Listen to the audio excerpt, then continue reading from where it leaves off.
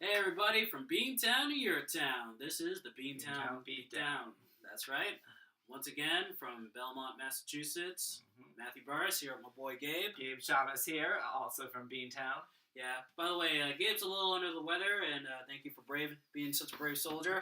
You're welcome, yes. Yeah, I appreciate that. Yeah, hopefully next week it'll be a little better.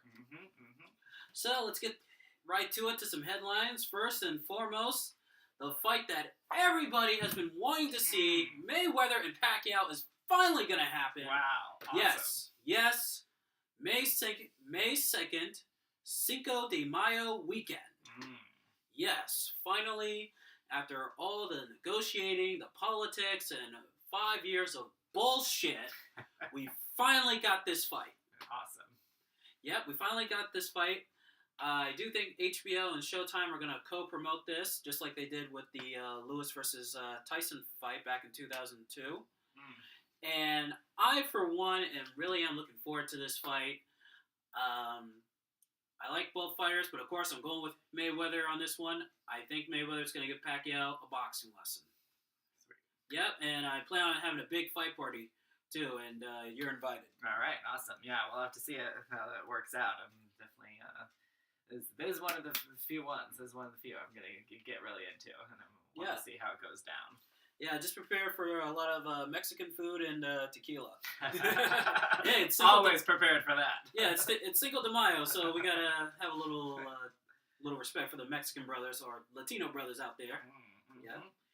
And speaking of boxing, Mayweather's manager Al Heyman once again struck another TV deal for Premier Boxing Champions. This time for CBS. Sweet. Yep, the Tiffany Network.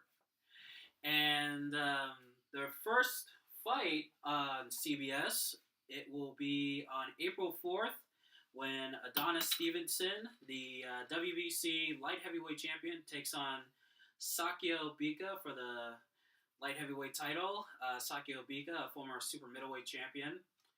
And this is just amazing. I mean, they got the deal with NBC, then they got the deal with CBS's sister program, Spike, Viacom, and now they're on CBS, and they really are starting to make a lot of noise here, and they haven't had their first event yet. Their first event is on March 7th on NBC. That's at the MGM Grand, where Nate Thurman will take on Robert the Ghost Guerrero, and Adrian Broner will be taking on John Molina Jr. Yep. So, and the more I hear about this, man, the more this is starting to become great. I mean, Al Heyman is really raking in the dough there as a manager. Yeah. Manager and promoter. And also added to the Spike TV broadcast for Premier Boxing Champions will be former boxing champion Antonio Tarver. Antonio Tarver. For those of you of the Rocky movies, may know him as Mason the Lion Dixon from Rocky Balboa. Gotcha. Yep, and he's going to be joined by Bellator's Jimmy Smith. Of course, Jimmy Smith is a boxing fan as well, and plus, who better to call fights on Spike TV than Jimmy Smith? And there's also another guy joining. I forgot his name. I'll have to look it up again. But it should be a good night of fights, and I cannot wait for Premier Boxing Champions. It's going down. It's going to be awesome. Sweet. And also, Robin Van Roosman is taking on Andy Risty again at Glory 20 in Dubai in the Middle East. And it's for the Glory Lightweight Championship of the World, and that is going to be a good fight. I saw their first fight at Madison Square Garden, and Risty knocked out Van Roosman, and they're going to go at it again, man. I mean, this Glory card really is starting to shape up really well. You got Pat Barry in a heavyweight feature. You got the four-man middleweight tournament. And, of course, you got a fight for the vacant featherweight title that's going down.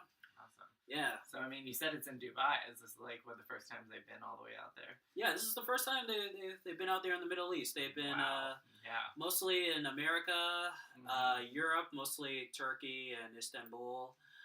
They've been in Tokyo, so this marks Glory Kickboxing's first time in the Middle East. In the Middle East, They're gonna have a few Middle that's Eastern. fascinating. Yeah, they're gonna have some Middle Eastern fighters on there. So update you on the card in the weeks to come. And last but not least, Bellator MMA British Invasion. That is next Friday. It is going down, and I got the complete card right here. Michael Venom Page, MVP, taking on Curtis Millender, who's a newbie to Bellator. First Bellator fight here, taking on a Brit, taking on MVP. Also, we got the legend Sokaju taking on Linton Vassell. Sokaju, an old favorite of Pride and UFC. He's been on a 2-fight winning streak in Bellator. Hopefully with this fight, he can get himself close to a title shot. And then there's Paul Daly taking on Andre Santos. Andre Santos has 10 fights won by submission. So it looks like we got a striker versus a grappler matchup here. Old school MMA. Yeah. And heavyweight feature, Czech Congo taking on King Mo. Not picking a winner in this fight. Not picking a winner because they're both my boys, so I'm just going to sit back, relax, and enjoy the ride. And last but not least, the main event for the light heavyweight title, Emmanuel Newton, the champion, taking on Liam McGregory. And there's been a lot of smack talk, too. I saw the preview for this fight. Yeah. Liam Gregory says, like, he's saying stuff like, I'm going to fuck you up and stuff like that. And, right. Yeah, the Brits, they're coming, people, and they're coming in our backyard. It's going to be in Connecticut, Mohegan Sun. But still, New England, the Revolutionary War, so... exactly. I was going to say, the last time they attacked New England... No, just kidding. Yeah. But yeah, it was a big deal. Yeah, no, so we gotta go out there, we gotta start kicking some ass. Yep, gotta start kicking some ass. And also, funny thing, he said, because they were talking about how British fighters, how they're so tough and how, like, they like to take shots. Jimmy Smith was comparing them to Puerto Rican and Mexican boxers, how, like, instead of avoiding shots, they'll get cut and bruised and they'll keep fighting. Liam says, oh, you punch me in my face and I'm going to fucking smile back right back at you. That's an attitude. Oh, yeah. So that is going down and I cannot wait for that. And speaking of nations, this leads into my rant of the day.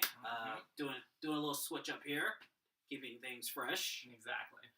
My rant of the day, this is on, nations fighting each other. And of course, in today's politically pussy-whipped world, this is sort of seen, some have seen it, could see this as race baiting.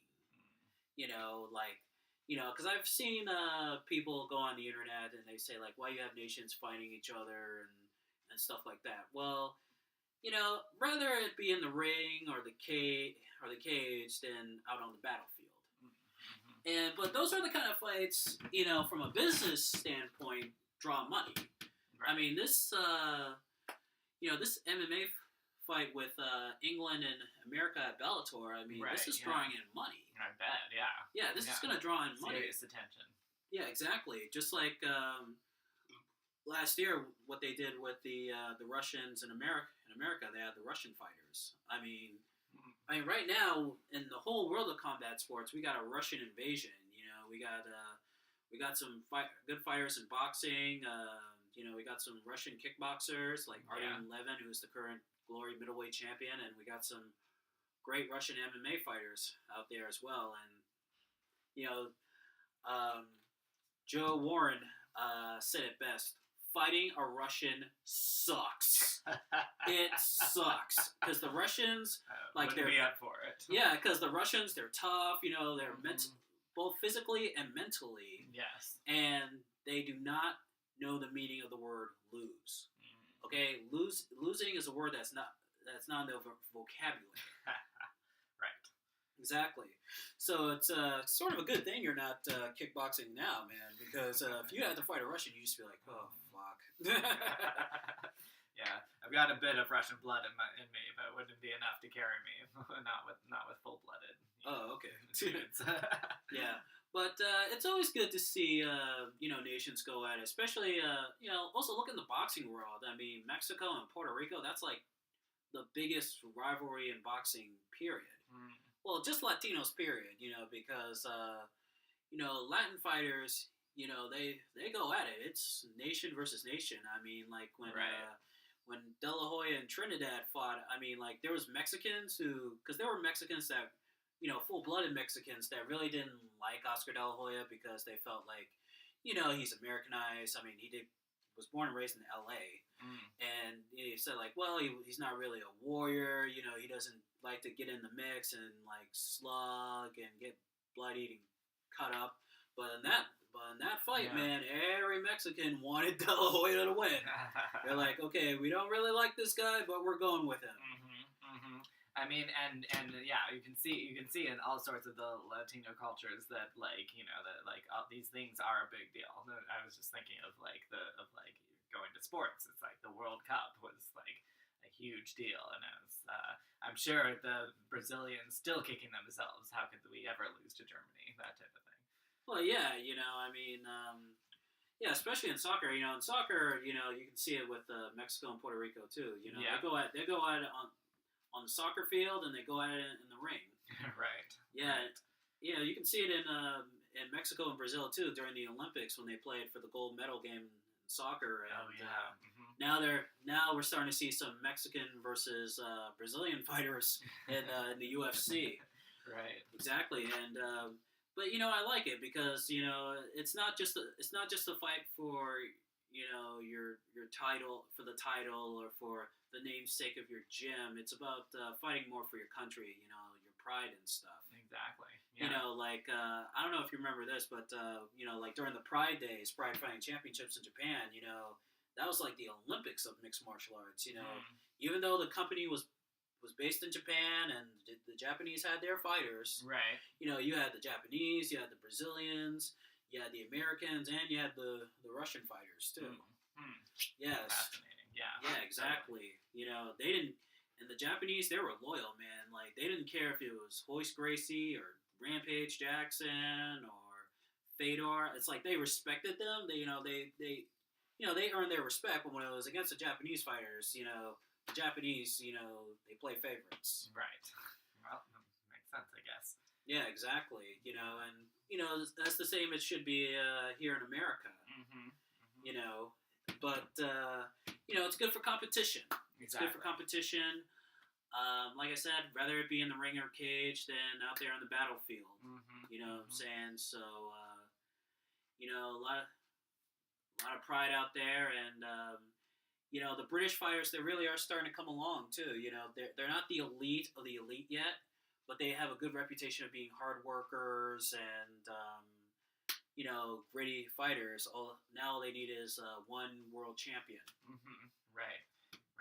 Yeah, and I'm sure it'd be a boon for them too, because they have to go against their manners, against their ingrained politeness, and break out of that and whatnot. Yeah, but England is a great fighting country too, because there's a lot of boxing there. There's a big boxing crowd, a big kickboxing crowd. They even do they still do bare knuckle boxing too. Of course, that's underground. Right. It's underground, but it's like unlike here in America. I think it's kind of tolerated a bit. You know what I'm saying? Yeah. But that's the way it is, man. It's tough out there. I bet. Yes, it is. Yes, it is. And now we're gonna go to our blast from the past. February 23rd will be marks the 26th anniversary of Roberto Duran versus Iron Barkley in 1989. Yeah, that was a good boxing match. I've seen it a dozen times. In fact, I saw it this morning when I woke up. Did you? Oh yeah, I woke up, had a little time to kill before I got my shower and ate my breakfast, and I put on Iron Barkley versus Roberto Duran on YouTube. Had a little Miles Davis playing in the background. Sweet. Yep. And this was a tremendous fight, going for Roberto Duran. Going into this fight, some people thought, he was kind of washed up because years before there was the fight with Marvelous Marvin Hagler and Thomas the Hitman Hearns, losing those fights, especially getting knocked out by Tommy Hearns. Yeah, that's the only fighter that's ever knocked Duran out.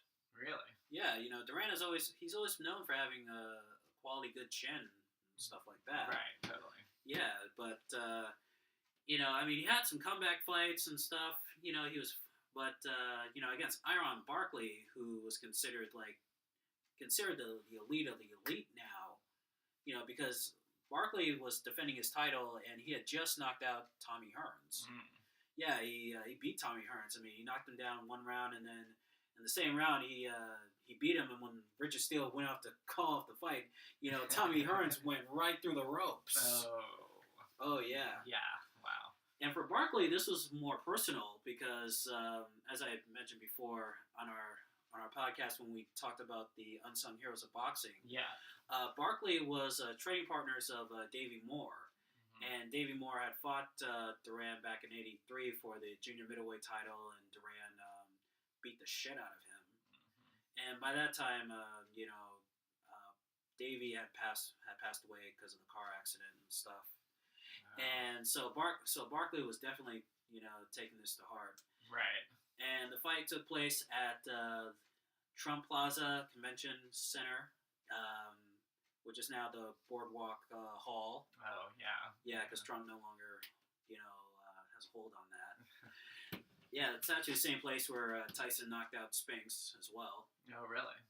So that had a history, the Trump Plaza or whatever. Oh, yeah, there was back in the day. Yeah, especially when Mike Tyson fought in the 80s, there's a lot of great history down there. And it was a good fight. There was kind of back and forth for a little bit. Barkley was moving and jabbing and stuff like that. Yep. But then in the middle rounds, he was just slugging it out with Roberto Duran, which is something you don't want to do. Come on. You don't. It's like they say, you don't fight a Street Fighter's fight. Yeah, he was fighting that Street Fighter's fight, and he was just, they were just going back and forth, and Right.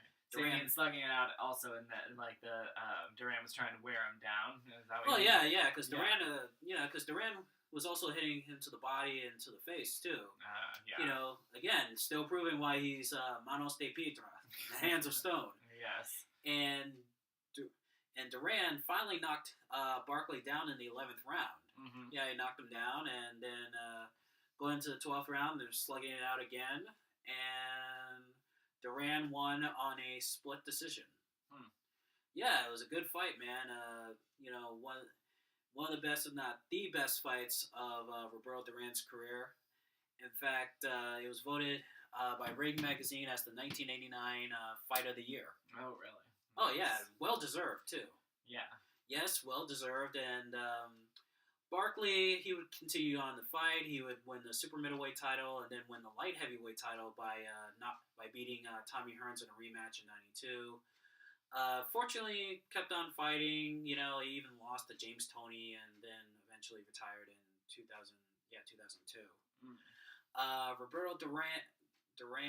Oh wait, sorry, he retired in 2000. Sorry. Right. Okay. Roberto Duran went on after this fight. Fought Sugar Ray Leonard for the third time. He lost. Continue on fighting, even fighting Vinny Paz and William Joppi and then Hector Macho Camacho, and lost those fights. Continue on fighting, and then in 2002 he finally called it quits. Especially after he got into a bad car accident too. Oh, right. Yeah. Yeah. And and by that time, when he fought Barkley, he was like 37 years old. Really? Yeah, he was 37 years old. He had been fighting professionally since 1967. Oh man. Yeah, as a lightweight too. He went from he was a lightweight, then he goes up to welterweight, beats Sugar Ray Leonard. Right. Goes up to the junior middleweight division, beats Davey Moore. Middleweight, junior middleweight, loses to Hagler and Hearns. Right. And he finally just wins the title. He won his fourth world title. And Roberto Duran, man, he really did defy the odds. Right. And sometimes it's a good thing, and sometimes it's a bad thing. Because you always hear the stories of fighters who stay in the ring too long and Right. trying I was to wondering when you were saying that before. I was wondering, like, if you go down that many times, like, when is the time that you should call it quits? Yeah, I mean, it is hard to say, especially now with Bernard Hopkins, because Bernard Hopkins, at 50, he's still fighting. Mm. Yeah, I mean, so, but of course, when you start slurring your speech and you start, your reflexes aren't as fast anymore, and you're starting to get hit more than ducking. That's when it's time to call it quits. I mean, it's like, do you ever see that movie Grudge Match with Stallone and De Niro? Maybe. Yeah. Well, it was about these two old fighters who were coming back in the ring to fight one more time. Right. And LL Cool J plays like one of the boxing trainers for De Niro. Yeah. And LL, he says, performers gotta, it's like being a stage performer. You gotta know when to get off the stage. Right. Yeah, you gotta know when to get off the stage. That's for entertainers and fighters. Right, exactly. Until you said that, the strange thing that to me was that you didn't say anything about his reputation. You said that he was, if you get to the point where a guy's slurring his speech and where he's getting hit too many times, etc. But you didn't factor in reputation until just now when you said like time to call it quits. Yeah, I mean, Duran had a good reputation. I mean, he was well, his reputation was that he was just a mean motherfucker. Exactly. Him and Sugar Ray Leonard, man, they hated each other back then. Right. And as time went on, they started having more and more respect, and now they're friends now, and he's really mellowed out. Right. So if you start with a good reputation like that, and whatnot, and you don't get hit too often or whatever, and you don't start slurring your speech, but you do go down in all these fights, you do lose a lot. When does your reputation take a hit that's too much to bear? Your reputation starts to take a hit when you can no longer fight, the top elite fighters. I mean, it's okay. When you can't beat guys that are in the top 10 or in the top 5, that's when it's really time to call it quits. I mean, look at Roy Jones Jr. now. I mean, Roy Jones Jr. was the shit back in the day, and now he's basically just fighting journeyman guys whose names we don't know. I mean, if he fought like Adonis or any of the other light heavyweights right now, he'd get the shit kicked out of him. I love Roy Jones Jr., but you gotta know when to get off the stage. I mean, gotcha. Yeah. Or in the case of like Frank Sinatra kept singing. I mean, even when his voice was shot, right. all the smoking and the drinking, you gotta get off the stage. Gotcha. Tony Bennett, Tony Bennett is still strong. I was about to say, Tony Bennett's still going good. Yeah. Oh yeah, if you don't believe me, ask Lady Gaga. I was about to say, yeah. I think that's a fascinating pair, by the way. I think it's a really good move that, like, it makes her more serious, and at least I think, and it makes him, like, brought back into a new generation. Well, yeah, exactly. I mean, you got people who wouldn't listen to a Lady Gaga album. You got Tony Bennett's fans who wouldn't listen to a Lady Gaga album. You got Lady Gaga's fans who wouldn't listen to Tony Bennett. And exactly. And now, I really. Me personally, I don't mind because, like, I've always loved jazz music, and the PBS documentary by Ken Burton's really got me into it.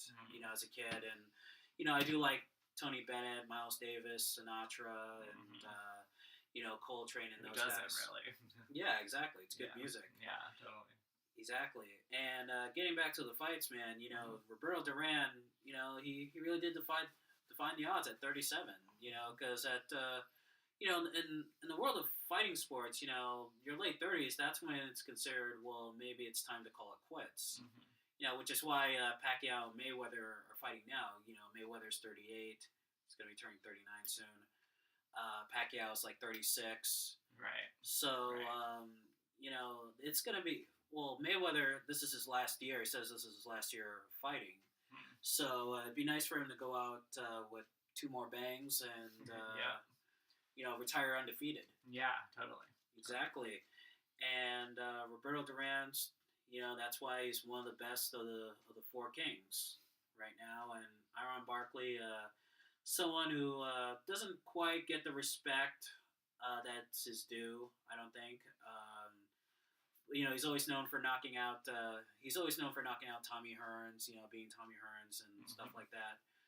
But still a great fight, and look it up on YouTube if you ever get the chance. Totally. Exactly. So let's see. We're only 25 minutes into this thing. All right, Right. awesome. Well, we're gonna go for the shortest record then. Going on to my rant. All right, go ahead. So yeah, kind of on the same topic as your rant, you sort of touched on it when you said I think that it'd be better for nations to cheer on their fighters than to go out on the battlefield. I'm going to talk about if it would be possible and what would be the benefits of having fighting rings replace wars. So this is there's a whole stage. You understand that this fighting world is a stage, and it's really important to a lot of people, especially like we talked about the Latino cultures, and the British must be very proud of their fighters, that they're coming into their own and all of that. So basically, what if we could do that? What if we could have that replace these wars that we always get ourselves into? And this is one of those things like trying to cut down on the amount of prisoners that we have, or like trying to there's always a new solution to try and end war. So it's one of those things that sounds like a big thing and sounds like it's almost impossible, but really, I think if you think about it, might not be. We've talked a lot on this podcast also about how we're trying to cut down on real world violence, how we're trying to get into a bigger age of cooperation, even if we still have trash talking in the ring, right? Stuff like that, and that overall in society we're trying to get into better cooperation and diplomacy, things like that. So what if instead of sacrificing untold amounts of lives, what if and not getting what we need out of these wars, what if we just say your best 5 fighters, and like actual fighters, actual combat fighters, against our best 5 fighters, or something like that? What if we replace these soldiers and things like that with these fighting champions?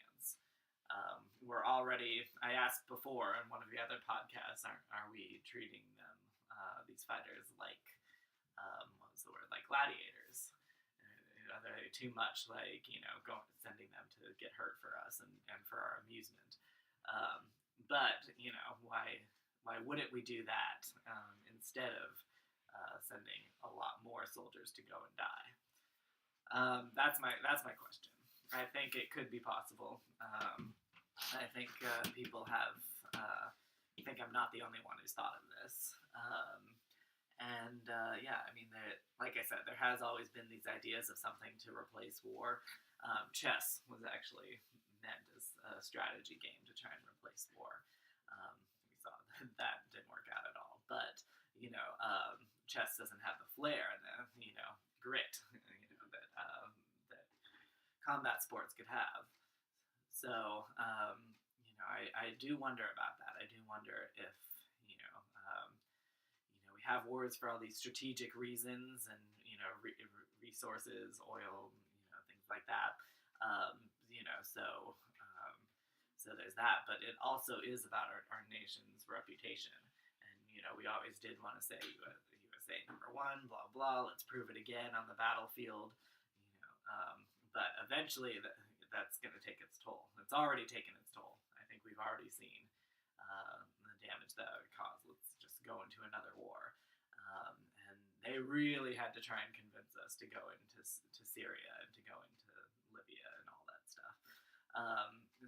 So I think we're war weary for a reason, that we've just been put through these things. It doesn't help anyone except the super elites, so I think a lot of us have had enough. So I'll admit there are times when I've basically kind of admitted that nowadays I sort of tolerate these fights, you know, and I've talked about how Star Trek and other such things have shown that violence is necessary and needed. So I think these, you know, these fights are very good and very, you know, popular for a reason and stuff like that. But I would definitely go from just tolerating them and, you know, getting into them sometimes to thinking that they could be our savior. I would actually think that they could be our savior if we would find a practical way to replace this from war. And you know, if we could put in enough, if we could sanction it and agree on it, then it would work. You know, we would have to have these countries agree to that the winner of these fights, you know, overall is the winner of the conflict, and you know, then based on whoever won in the ring, we then draft a resolution or whatever, and figure out the dispute that way. I think it, you know, again, it sounds lofty and impossible, but I think it would actually be a very good way to do this. And you know, I don't believe that we're going to eliminate conflict between nations, and I believe in national pride and things like that. So you know, why not do it in a way that we're already familiar with, but will cause less damage overall. We've said before on this podcast that, you know, ring violence is far favorable to real world violence. Yeah, exactly. And yeah, you know, and also going to what you know, you said about the countries thing.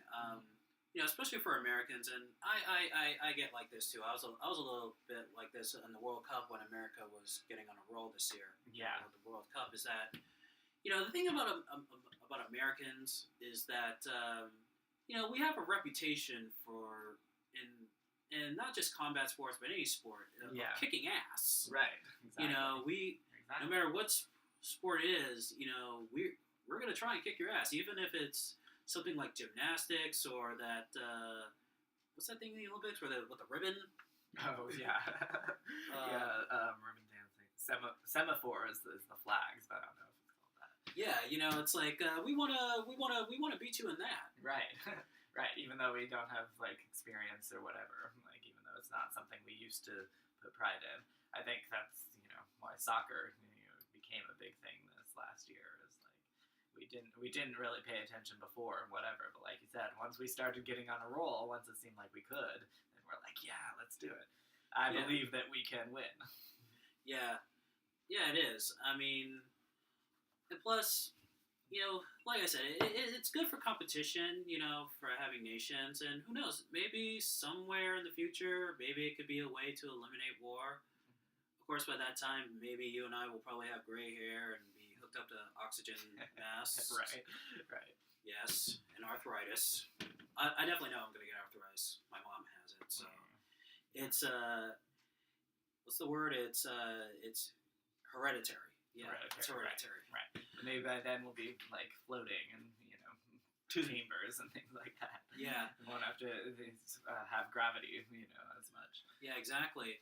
And you know, it's always good to see, you know, pride and stuff like that, you know, because, but of course, living with the defeat of, you know, letting your country down and fight, that's, you know, it's a tough thing. I mean, after, I mean, I remember when Roberto Duran lost to Sugar Ray Leonard in the rematch, the No Mas fight, you know, everybody in Panama, man, it was like, oh, he quit and he's a disgrace. I mean, it took him a long, long time, you know, before he could, you know, get that respect back. Right. You know, especially among boxing fans around the world. And now he's a hero in Panama. He's a national hero. Right.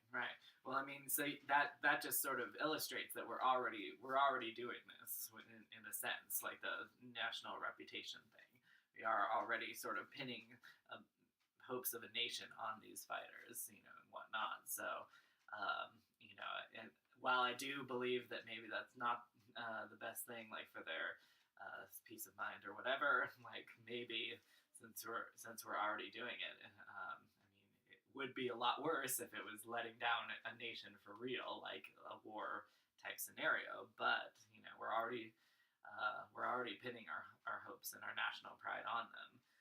So why not do it in a way that hopefully actually helps out the state of the world?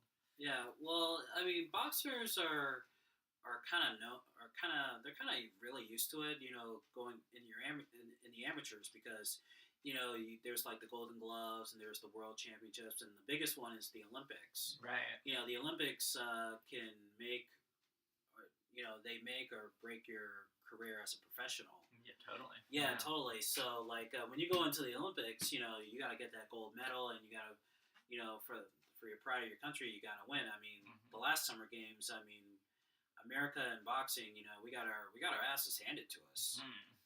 We got our asses handed to us. Right. And our biggest competition in the Olympics is Cuba because there's a lot of Cuban boxers out there. Most of the Cuban fighters don't turn professional because of the politics and stuff. And right. I think now with the whole thing with Castro done and stuff now, like more Cubans are going to be coming over to America and stuff. Right. To fight professionally. Right. And that's in America, in Olympic boxing, we've dominated that for years, and we don't want to. We hate to lose. Yeah. Totally. I mean, granted, most of America is now training in mixed martial arts now, but there are still a few who are in the boxing gyms. Right. Exactly. And yeah, like with the Olympics is already something.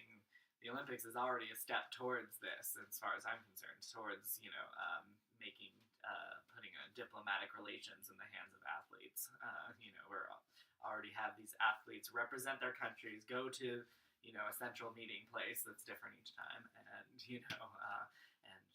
try and show off and try and be the best, get recognized for their country back home. So since we already have that, I mean, I highly believe in the Olympics. It's a fascinating way to do this, and I think it's one of the steps towards a more peaceful world. So yeah, why not?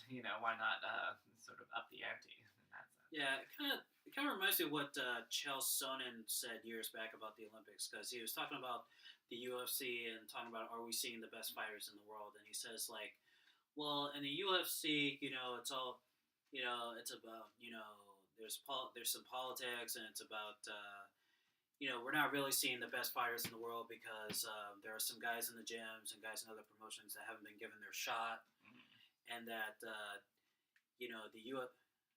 there's no competitive archetype. Right. In the Olympics, there is a competitive archetype. We know who the best wrestler. If you want to find out who the best wrestlers are, the best judoka, the best taekwondo guys, or the best kickboxers in the world, the best boxers in the world are, watch the Olympics. They'll line them up and, they'll do it. MMA, it doesn't. In other sports, they don't really do that. There's a ranking systems, but there's no like real thing about it because, like I said, there's a lot of guys who in these famous MMA gyms or famous boxing gyms who haven't been given their shots. I mean, Bellator was kind of going towards that, because they had tournaments and stuff, and it was considered the toughest tournament in sports. But since Scott Croker bought the promotions, the tournaments are kaput, But it's still a good promotion. But with the Olympics, it's a good way to find out who the best in the world is. Right. Exactly. And that's already it's a set up way to find out and whatever. So yeah, I mean, I don't know. I would love it. I would think that it would be sort of the best way to go. I mean, maybe at that point when a nation's pride is at stake and tactical decisions about the world are at stake, maybe they'd have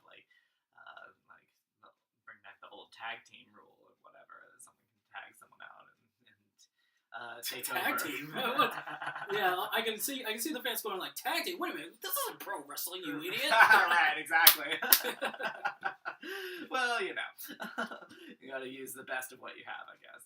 Yeah. But yeah, I don't know. I mean, that could be a whole other way to A, keep it interesting, but also B, make sure that a nation has a backup plan if they need it.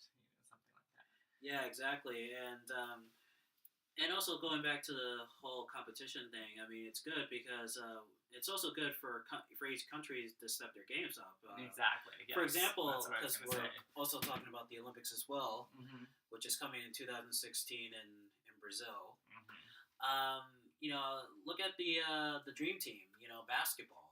Right. For years, we dominated. We had the best NBA players in the world dominating. Yeah. But then, when by like 2004, there was already the international players who were playing in the NBA, and they were also playing for their country's Olympic team. Right. They had that deal.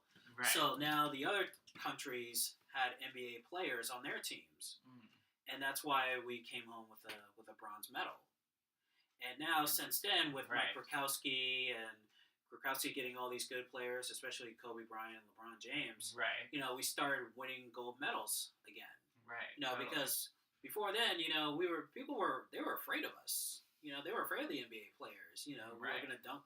We had Jordan, we had Bird and Shaq, and Karl Malone and Vince Carter. Like, some of the best. Yeah. yeah. Like, did you see that 2000 Olympics when Vince Carter did that famous in-your-face dunk over that? Oh yeah, I think I that remember guy? that. Oh yeah, I remember that too. Mm-hmm. So, but now the international players, they started anteing up, with the players too, and it does make games more interesting because you get to see international players against NBA players, and some of those international players are actually going to be going over to the NBA soon too. Okay, yeah. So that's why you need to ante up. That's why we need the competitions. Yeah. So Yeah, now I was gonna say that too. That it's very good for them to step up their game and whatever. And then that's also another way that that nations can step up their game, and they'd probably have more of an advantage and a fair platform to do so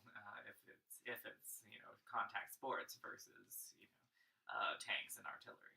Yeah, exactly. And those international players, they're not afraid of us. They're not afraid of us when we Right. step on the basketball court. They're not, there's respect there. Right. So now it's a level playing field. Mm-hmm. So it's like whoever works the hardest, is going to win the game now. Right. Totally. Exactly. And also, wanted to touch on another thing, what you said about chess, being strategic and stuff. Mm-hmm. Chess also works in fighting as well because you're learning to play it safe, when to move and when not to move. Right. But it is it can be, but sometimes it does backfire on fighters. Like Lennox Lewis, for example, he was a chess player too, actually from England. He played chess and stuff before fights, and he was known as a chess player in the ring as well. But the problem is that he had a reputation for boxing too safe. He wasn't really that aggressive, Okay. but he did manage to beat some guys. I mean, he even beat out some knockout artists, including Mike Tyson. Huh. Fascinating. Yeah. So chess can mentally focus you, can prepare you for fights. Right. There you go. And I played a little chess in elementary school. I wasn't the best, but it wasn't the worst either. Right. Yeah, my dad's a big time chess player. I can never beat him. Yeah, exactly. Yeah. But it's still good, to have nations fight each other. I mean, granted, we don't want any more wars. I think not only just here in America, but I think all around the world, we've just had about enough of wars. Exactly. Yeah. Causing people money, and I have friends who had been in Iraq, and they're tired of that. Going over in ISIS and stuff, and that's the real serious thing that's the real thing that America needs to focus on is these wars that are going on in ISIS and out here in America too. With the gangs and stuff. Right. Not what's going on in the ring. About little Timmy and little Susie watching UFC. Right. Exactly. I agree there. Yeah, exactly. And we still got a little time here. We got 44 minutes All right. left. So maybe we can wrap it up then. Yeah, we can kind of wrap it up. Actually, Sunday is is UFC Fight Night on Fox Sports 1. Cool. Antonio Silva versus Frank Mir, and this is a must-win for both guys. Yeah. Yeah, because Silva lost to Andrei Arlovski, and Frank Mir, he's on a 4-fight losing streak. Oh. Yeah, and Frank Mir is a former heavyweight champion and stuff. And on top of that, Mir's got to fight Silva in Brazil. Yeah, in Antonio Silva's backyard. Gotcha. Home turf. Oh, yes. Nations colliding again. Again. Well, hey, America and Brazil, that's the way it was in from the beginning of mixed martial arts. Right, so, right. Going Totally. back to Gracie and Shamrock. Mm-hmm. But this is a must-win for both fights. More so for Frank Mir because of the losing streak. I mean, if he doesn't, if he's not successful in this one, he's finished. Right. And he can't be just another win. He has to win in decisive fashion too. He has to win in an entertaining way too, because the UFC, man, if you have like bad fights, like boring fights, even if you win, they'll consider cutting your contract. Really? Well, yeah, it is. I mean, it's it's a business because right. Because people gotta make their money and exactly, and you want to entertain the people and whatnot. Yeah, exactly. That kind of goes to what we were talking about before. When does even if you don't suffer the physical blows, when does your reputation suffer the too big a blow? And that's sort of part of it. Even if you, like you said, even if you win, but you do it in a way that's too boring. That's sort of the tricky thing about fighting, and this goes for all combat sports, is that you gotta know when to turn it on and when to turn it off. Mm-hmm. I mean, especially so in boxing, you can't always try to go looking for a knockout early, because if a fight goes into the later rounds, then you spent all your energy and you're tired as fuck. I mean, right. Even if you do have strength and conditioning, it can still be tricky. If Mike, look at Mike Tyson. He didn't go 12 rounds in all his fights. He went 12 rounds maybe once or twice in his early career. Right. And if he didn't knock out a fighter in those from the early rounds to the 8th round, he was finished. Right. He was done. He had to knock him out. But at the same time, you can't knock him out too early, because then your cardio starts to lack a little bit in the ring. If it goes on for a certain amount of time. Right. Right. So you have to know when to turn it on, and you gotta know when to turn it off. That's the tricky part of fighting. Thing. Yeah, fascinating. Yeah, it is, man. Aren't you glad you're not fighting now? yeah. You're probably thinking, geez, it's a good thing I didn't take up kickboxing as a career, because not only because of the brain damage, but because oh man, I couldn't keeping up the pace and all that stuff. Exactly. No, I agree. Yeah, exactly. And that's going to be it for our show. Hopefully next week, Gabe's going to feel a little better. Take some, eat a little soup, some cough medicine. You got some cough medicine? I can get some, yeah. Oh, yeah, go get some cough medicine. Yeah, thanks. and hopefully next week, talk about the Kat Zingano-Ronda Rousey fight. That's next Saturday. Can't wait for that fight. Awesome. Also, results from Friday. This coming Friday. Not only do I have the British Invasion MMA fight, but I also got boxing on Fox Sports 1. Okay. So I got two weekends of fights. Awesome. This has been a good year so far so good. A good year to be a fight fan. Cool. Very cool. Yes, and hopefully the snow here in the East Coast will clear up. Yeah, exactly. I think it's cold as a motherfucker. yeah. I mean, after Christmas, I was like, why isn't it snowing? But now we've kind of had enough. Yeah, exactly. Yeah. Well, March is around the corner, and by that time the sun will come out, the birds will be singing, and love will be in the air. All right, from Beantown to your town. I'm Matthew Burris. This is Gabe Shamus. Until then, Vios con Dios.